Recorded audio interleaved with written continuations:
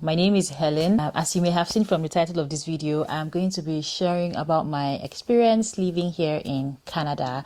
This video is coming as a response to a question somebody asked me. The person was asking me, do I think it's still worth relocating to Canada, that they heard that Canada is a scam? Now, if you've been online for some time, you've probably seen this narrative as well. So I wanted to share my own thoughts and my own experience. So what I'm going to do in this video is share 5 reasons why I think people say Canada is not worth relocating to, and at the end I'll share my own personal experience or my own personal point of view.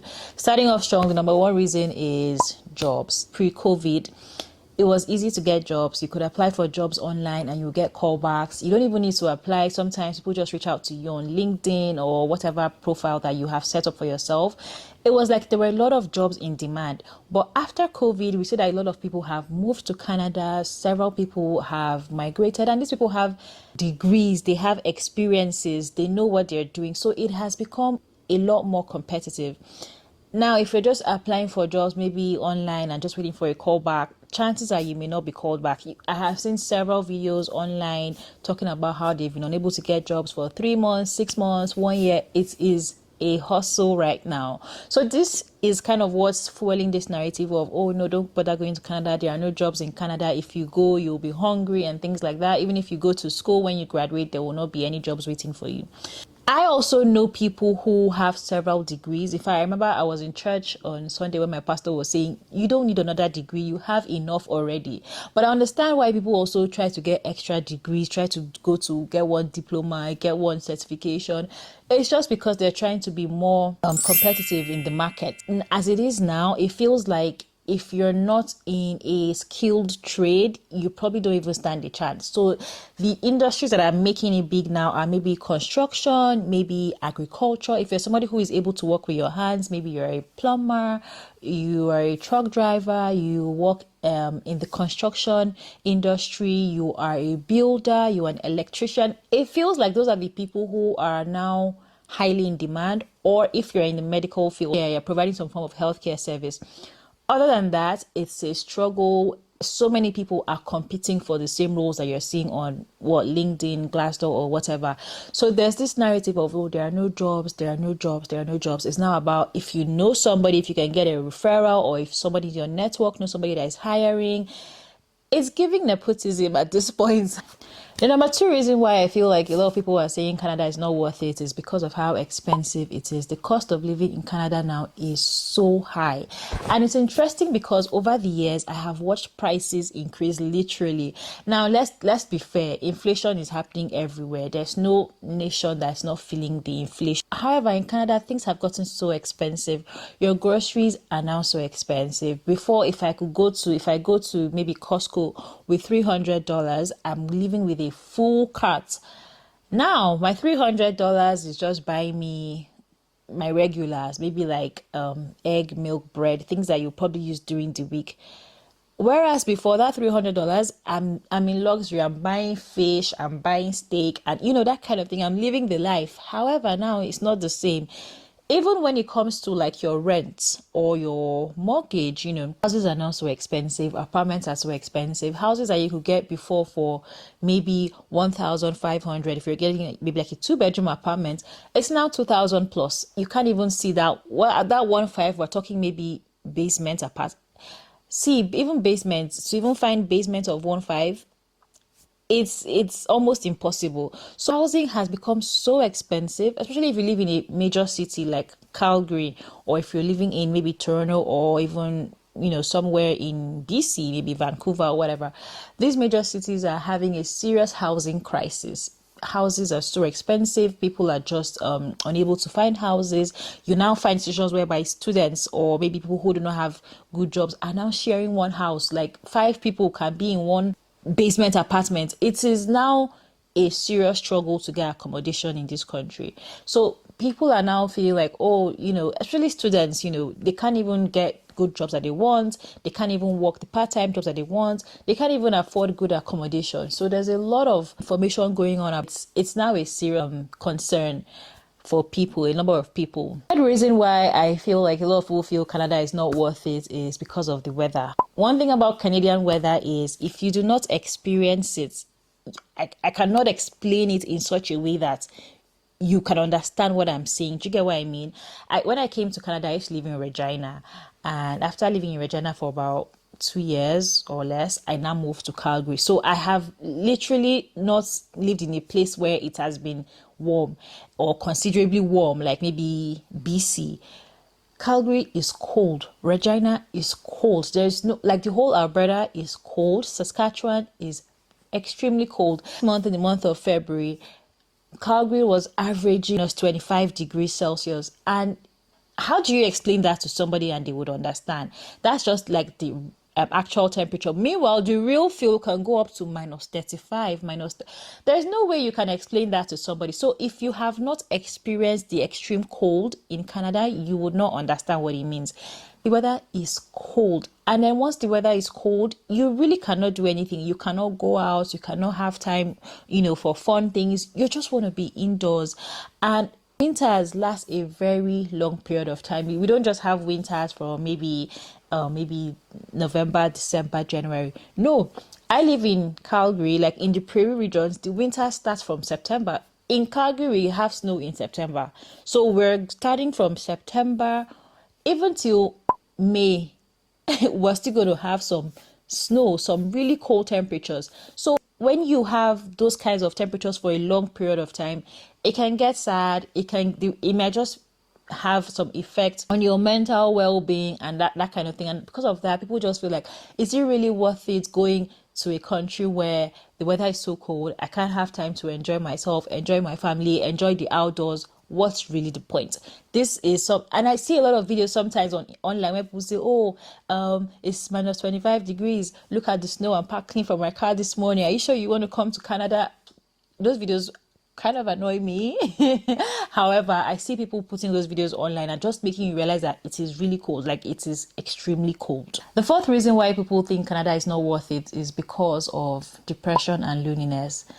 We've heard that Canada is boring. And for somebody like me who is an introvert, I just like to stay at home. Even for someone like me who likes to stay at home, I still think it's kind of boring. But what I've realized is, in Canada or anywhere, basically, you have to intentionally create fun for yourself.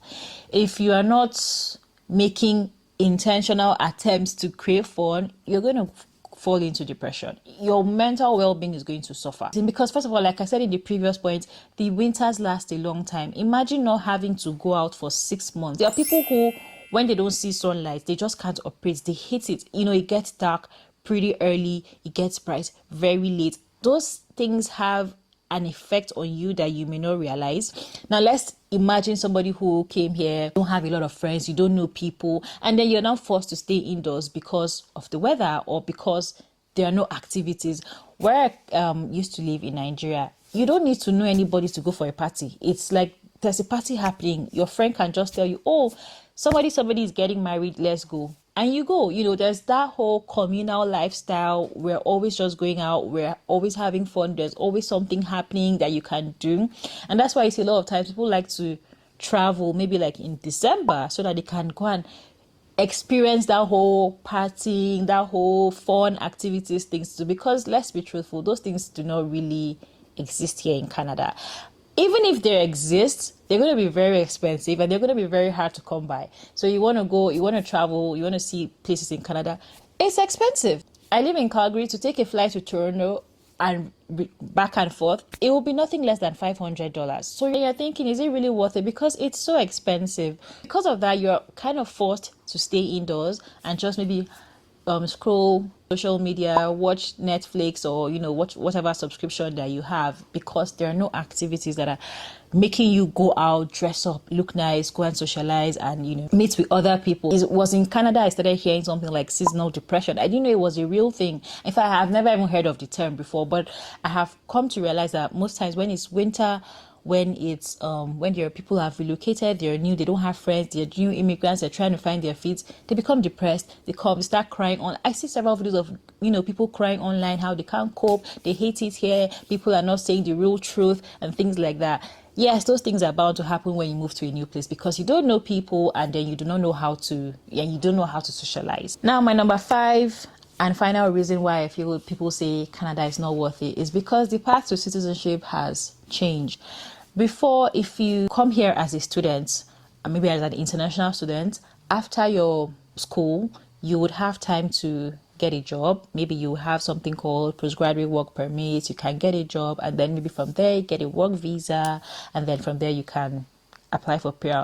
You have to be studying some certain courses in order for you to even be able to get that whole work permit.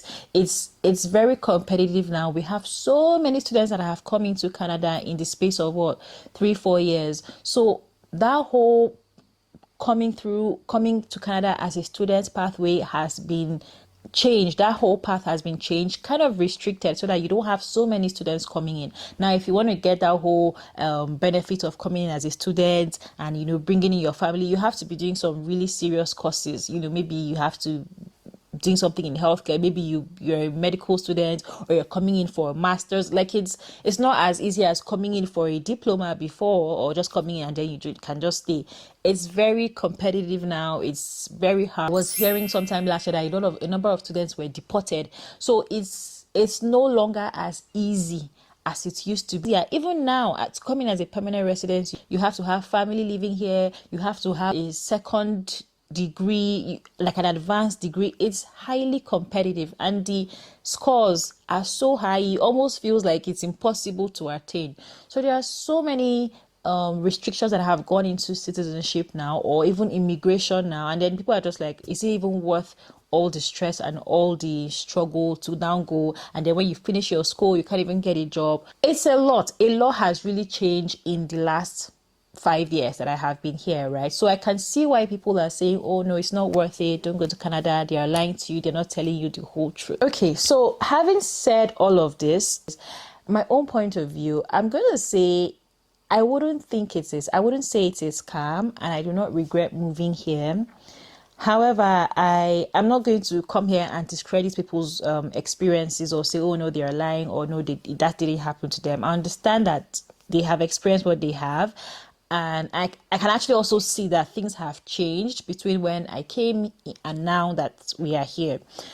My only advice would be, if you're still considering immigration, I want you to be aware that you may come in and you may not get a job like in 2 weeks, or in 1 month, or in 6 months even. You may have to get maybe a small job that you can just use so that you can pay your bills, and then maybe after a while you may now stabilize somewhat, but it's not as easy as it used to be. So my advice would be, if you're still considering immigration to Canada, make sure that it's really worth it. Like, you have done your research, you've done your findings, you have like a plan A, plan B, plan C, just in case things do not work out the way you have imagined it will work out. Secondly, I would like to advise that you come in as a permanent resident. The student pathway is a bit shaky right now. You know, it feels like it's a lot harder than it used to be. But if you come in as a permanent resident, you stand a better chance, okay? Even when you're applying for jobs, because they always ask, oh, do you need any sponsorship? A lot of companies don't even want to sponsor people anymore. So if you come in as a permanent resident, you increase your chances of even getting a good job. So I would advise, if you're trying to come, or if you're considering coming, maybe come in as a permanent resident so that you can be able to get a good job and be able to settle in faster. Honestly, I'm not going to lie, there are some things that I have done in this country that I probably would not have been able to do if I was living in, you know, my home country. So I wouldn't sit down here and say, oh, it's been all bad. Has it been all good? No.